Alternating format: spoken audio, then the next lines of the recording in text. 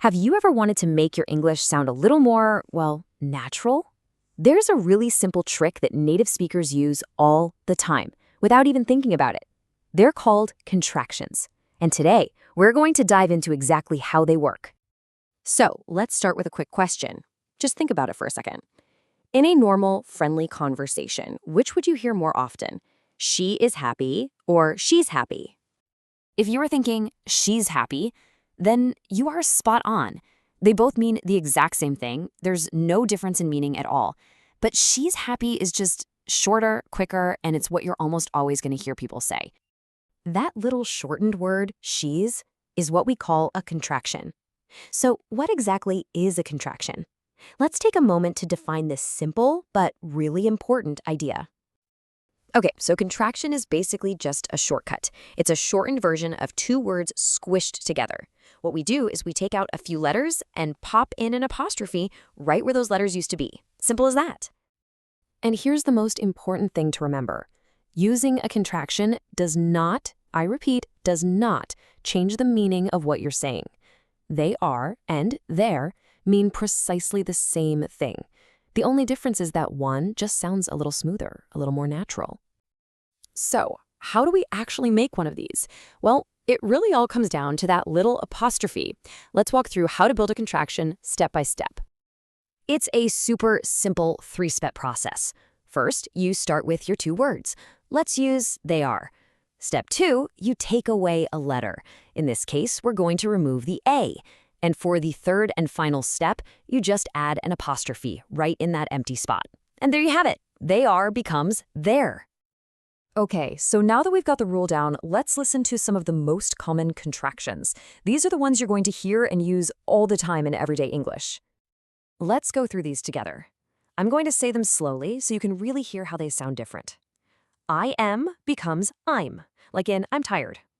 You are becomes you're, as in you're early. He is becomes he's ready. She is turns into she's at home. It is becomes it's cold today. We are becomes we're hungry. And finally, they are becomes they're, as in they're outside. Do you hear that? How they just flow a little bit better? This is such an important point. When you use a contraction, you're not just saying two words really fast. You're actually blending them together into one single smooth sound. Let's take this example, listen closely. When I say he is, you can hear two separate sounds. He is. But when I say the contraction, he's, it all blends together into one single sound. Let's listen again. He is. And he's. See? That one smooth sound is what helps make speech flow so much better. All right, so that's the theory. I think it's time to test your knowledge a little bit. Let's do a quick practice round just to make sure all these ideas are really sinking in. First question for you. Does I mean the same thing as I am? Yes, it absolutely does. The meaning is 100% identical. Okay, next one. Do we use an apostrophe when we make a contraction? Yes, we do. That little apostrophe is so important. It's the signal that tells us some letters are missing. Now, for a bit of a tricky one, is your, as in Y-O-U apostrophe R-E, the same as your, Y-O-U-R? The answer to that is a big no. This is a super common mix-up, even for native speakers. Just remember, your is short for you are, but your shows that something belongs to you. That's a really important one to get right. You're doing great. Okay, let's try something a little more hands-on. I'm going to show you a sentence with a blank, and you try to fill it in with the right contraction. Ready? Here's the first one.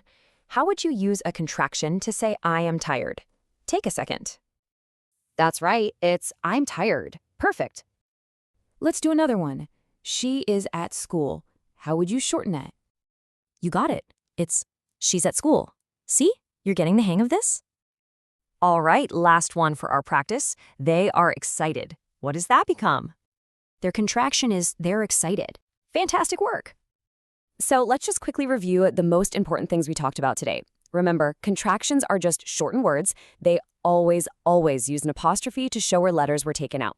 They never, ever change the meaning, and the big one, they really help make your English speech sound more fluent and natural. And that's all for now. But I'll leave you with a final little thought to chew on. We've talked about this one shortcut, but what other kinds of shortcuts do you think language uses to feel more natural and alive? It's something interesting to think about.